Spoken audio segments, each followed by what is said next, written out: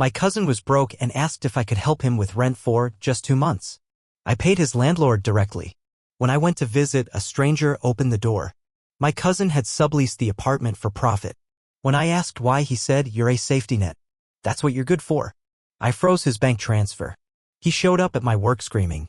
The next week, he filed a restraining order. But he didn't know I had video proof, him admitting the whole thing in a group chat with his friends. I'll never forget the day Levi called me. It was a rainy Thursday night, and I was just getting home from a long day at work. I saw his name pop up on my phone and almost didn't answer. Should have trusted that instinct. Levi and I had grown up together in Fort Worth, Texas.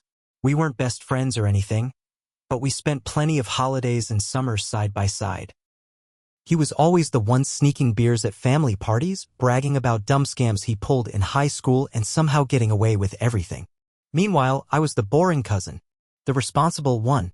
Graduated, got a desk job, paid my taxes. Nothing special. When Levi started talking, he sounded rough, voice scratchy like he hadn't slept. He said he was about to get evicted. His business, which at the time I didn't even know what he meant by that, had fallen through. He just needed help for 2 months, he said. Just 2 months to get back on his feet. I told him straight out, "I'm not giving you cash." He swore that was fine. He said I could pay his landlord directly. Honestly, I didn't want to do it. But he kept saying, "It's just 2 months. I just need a hand. You're the only one I can trust." Maybe it was guilt. Maybe it was old family ties. Maybe it was just me being stupid. I agreed. I called his landlord the next morning. Turns out she was an older lady who owned a few small properties around town. Real old school. Didn't even have an online payment portal. She gave me her bank info over the phone. I set up 2 payments. One for that month and a scheduled one for the next. Total? $1,800. It stung, but I figured it's family. It's only money. I'll survive. About 5 weeks later, I was driving back from a client meeting across town. Had some time to kill. Levi hadn't really been texting much lately, but I figured maybe he was working, getting his life together like he said. I decided to swing by and surprise him. Maybe take him out for a burger, catch up, see how he was doing. When I pulled into the complex, I noticed something weird right away. There were moving boxes stacked outside the door. I knocked. A guy about my age answered. Beard, tattoo sleeve. Didn't recognize him at all. Is Levi here?" I asked. The guy gave me a weird look. "Nah, man.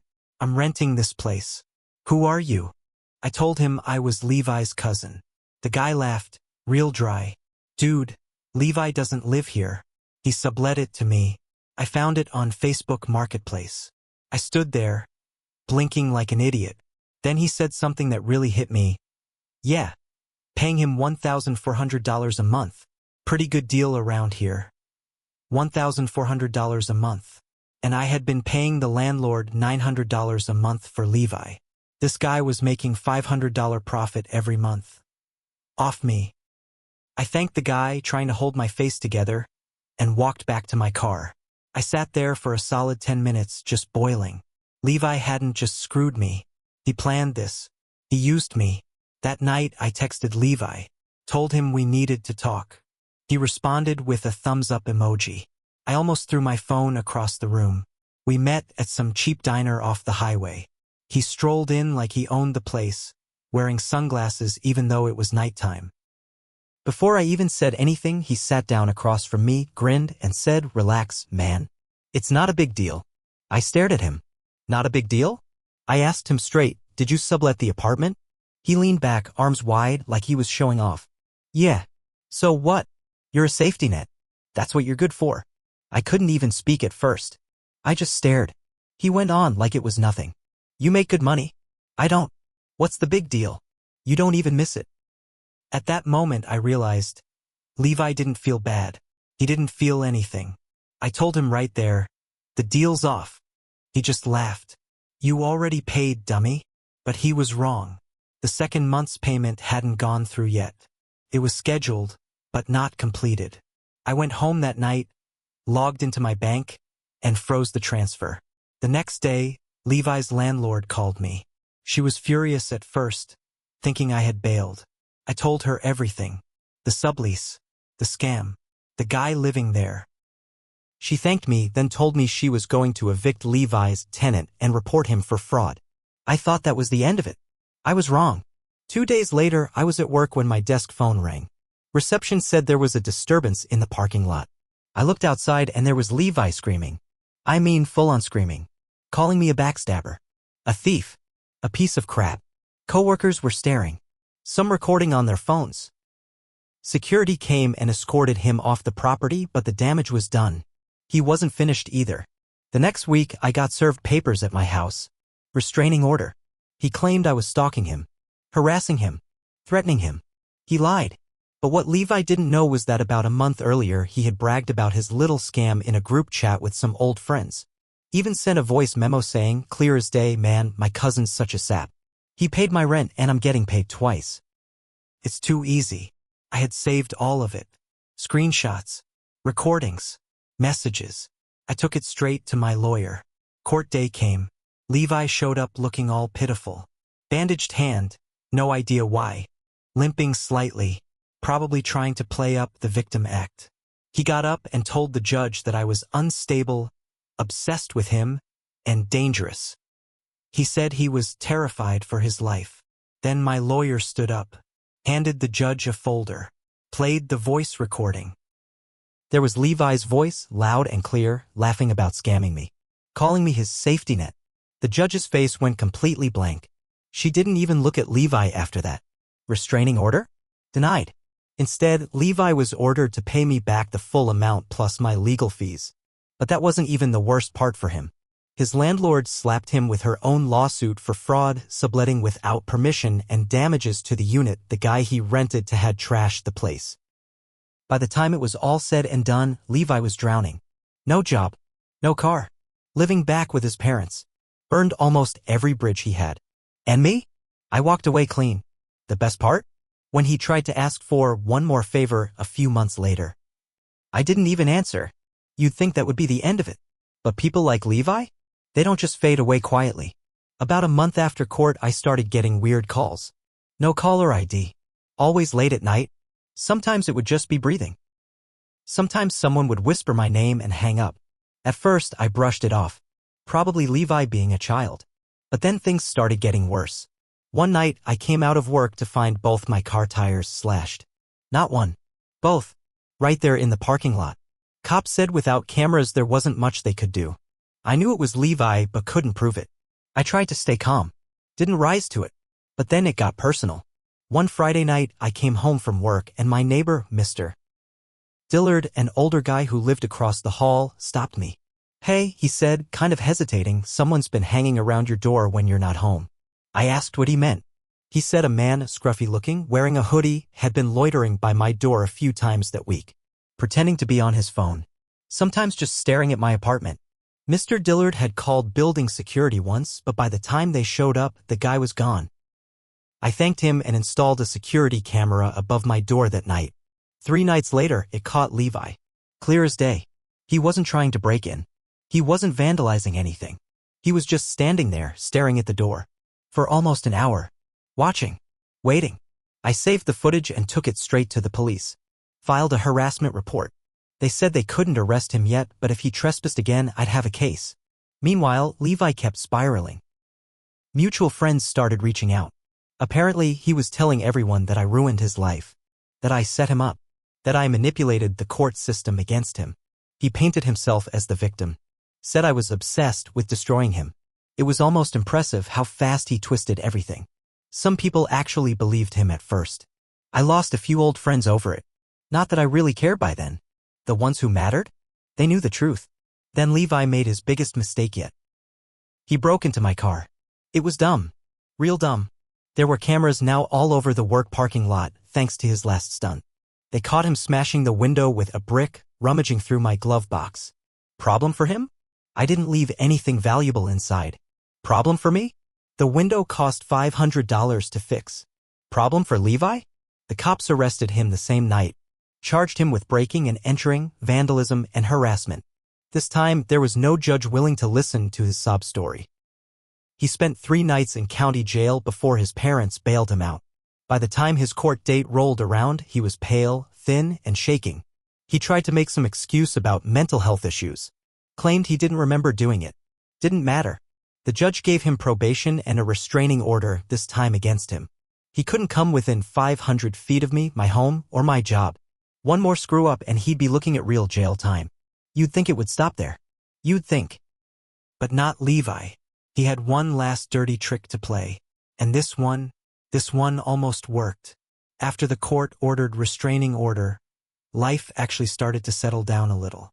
For about 2 months, I didn't hear a thing from Levi. No calls. No slash tires.